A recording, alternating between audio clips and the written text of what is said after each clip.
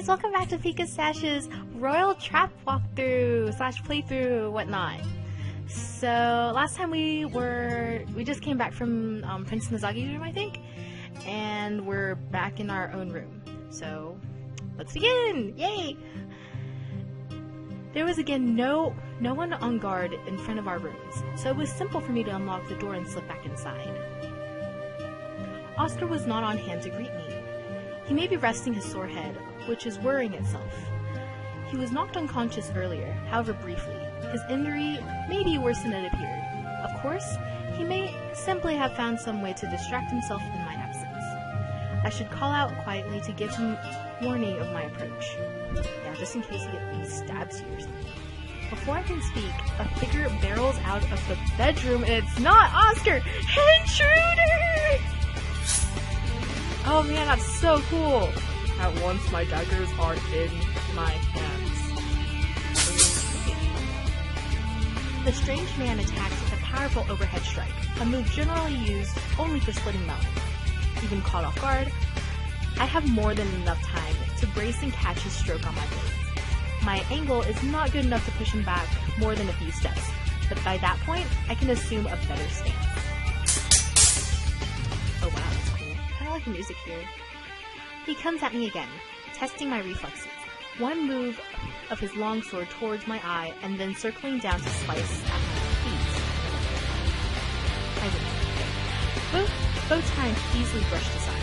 Then for my middle, and this time I catch the blade again, twisting to hold his sword up and away with the hilt of the dagger in my right hand while I push in and slash at his hands with the one in my left.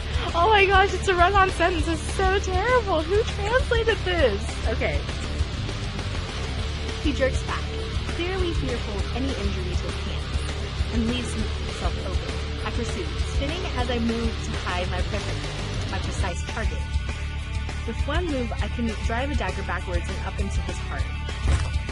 Man, violent. I like that. But no, he ran further than I expected, and I catch only the air.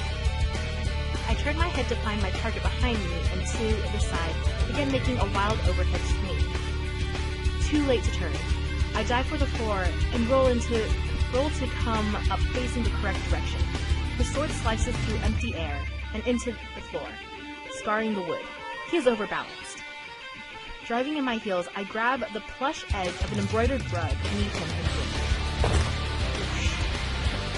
My assailant stumbles, falling back against the heavy marble fireplace, which I climb to my feet. Looks like that impact of the bruise there, nowhere near enough to put him out of the fire. He has to reach and strength, but not so much skill, I think. Time to take the offensive. I bare my teeth and snarl, then leap forward, tapping his sword at full speed, with one dagger, then the other, getting him used to the pattern of parry. Man, that's so dramatic.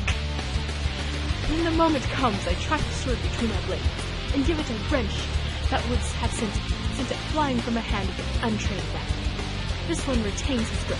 For a moment, his weapon is neutralized. Okay, whoever translated this, I think it might be English. Maybe not. I force him up against the wall, too close for him to bring a sword to bear, and look up into his eyes the eyes of my enemy. It's Prince Callum! Oh my god, he's a murderer! Ah! By the blue sky! What do you think you are doing? I'm sorry, that was just so weird, okay? Testing you. I could have killed you! He smirks at me and casually eases his sword from my control. I don't think so. You're so cheeky! A prince should have the best tutors and more skill in sword fighting than the clumsy attacks he demonstrated on me. That is true. Of course, he is one of many, a neglected younger son, as he said. Why are you here? I require your aid.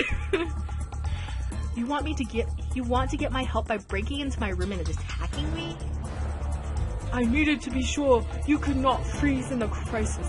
I need a pair of hands I can rely on, not another burden. Me? For what? He shrugged me aside and takes a few long strides away, before turning back to answer over his shoulder. A task that calls for the sort of woman who climbs out of windows, and slip-locks, and who draws a blade at a moment's notice. Is that an insult? Okay. You want me to spy for you? And you think you can trust me for that? You don't know me. You must have some servants of your own. I need someone with no connections. That means you, the law of Osendar. Why are these things so weird? Okay. You are going to do exactly as I tell you for 2 reasons. 1, because I need your help to rescue my sister. And 2, oh, what'd you just do? Oh, no. He pulls open the inner door, revealing a factor I should have considered earlier. Because if you don't, I'll split your master's throat. Oscar! The bargain. Why?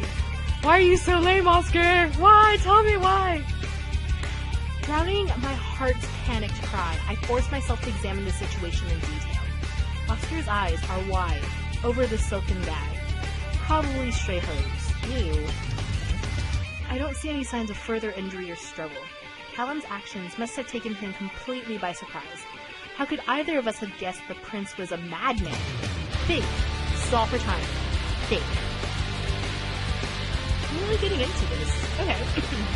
You can't possibly mean that. You're already a suspect. This bow.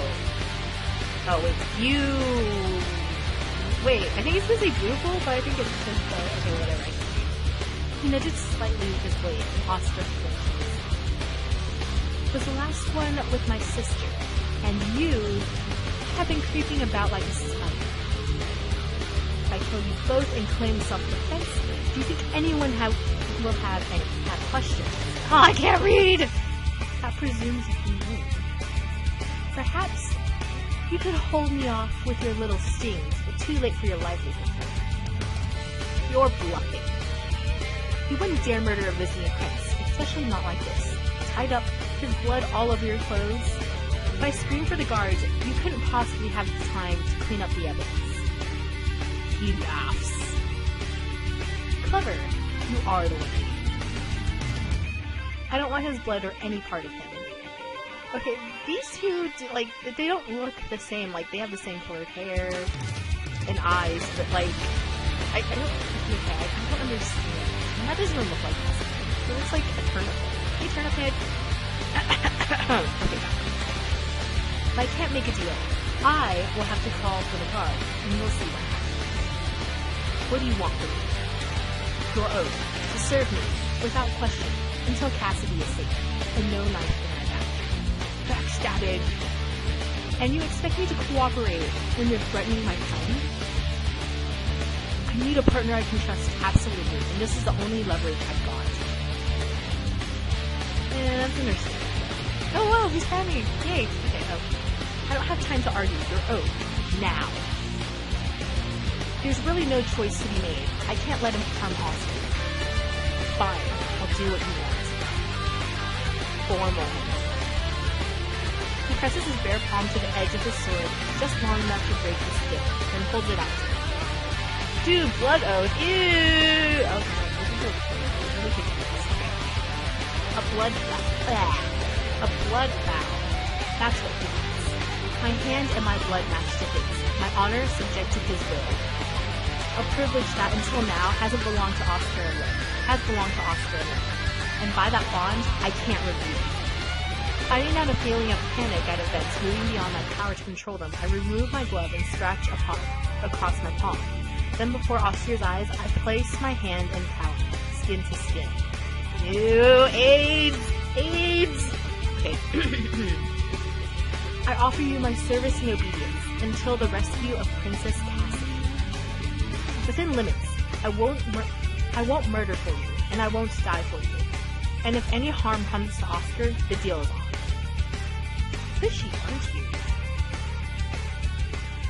But he takes his sword away from Oscar's throat, and in one motion, sheathes it. You said you wanted a partner. Partners speak up. If you don't mind, I'd like to take that thing off of him now. As long as you can keep him under control. My fingers are already moving to loosen the gag. He looks like a golden retriever for some reason. Turnip head? Yeah. Maddie, what are you doing? You can't work for him. He's lost his head. I glare at Oscar and hope that for once he'll read the message in my eyes. Don't provoke him! It's too late for arguments now. My oath is given, and this is the situation we have. And so we'd better make the best of it. If he's trying to save the princess, he is our ally. No, stop it! Okay. And staying close to Callum means being able to keep an eye on him. Not that I can explain that at the moment. Please, Oscar, trust me. He's a knock-me, double-crossing sneak! I liked him better with the muzzle. Yeah, I do see him as like a golden retriever puppy. Okay. I wave my hands in the air, gesturing the two of them apart. Both of you, stop fighting. Oh, no biting. Whoops, can't read. But, fine. This day keeps building up more and more apologies that I owe him. It's all worthwhile so long that he is safe, and the whole for me to apologize to. So how are we supposed to rescue Cassie? The whole castle's looking for her already. What do you know that they don't? I have the ransom note. We bring the gold. They bring the princess. How do you know it's genuine? There was a lock of her hair. Ew. If you have a rendezvous point, why not take some guards to go fetch her? You do what I say, without questions. Oh, you're so mean. Okay, whatever. So, I'll end it here for now, and next episode, I guess, maybe we somehow get ransom crown. Yeah, I think we got ransom crown, but spoiler. So anyway, subscribe, like the video, do what it is, and thank you for watching!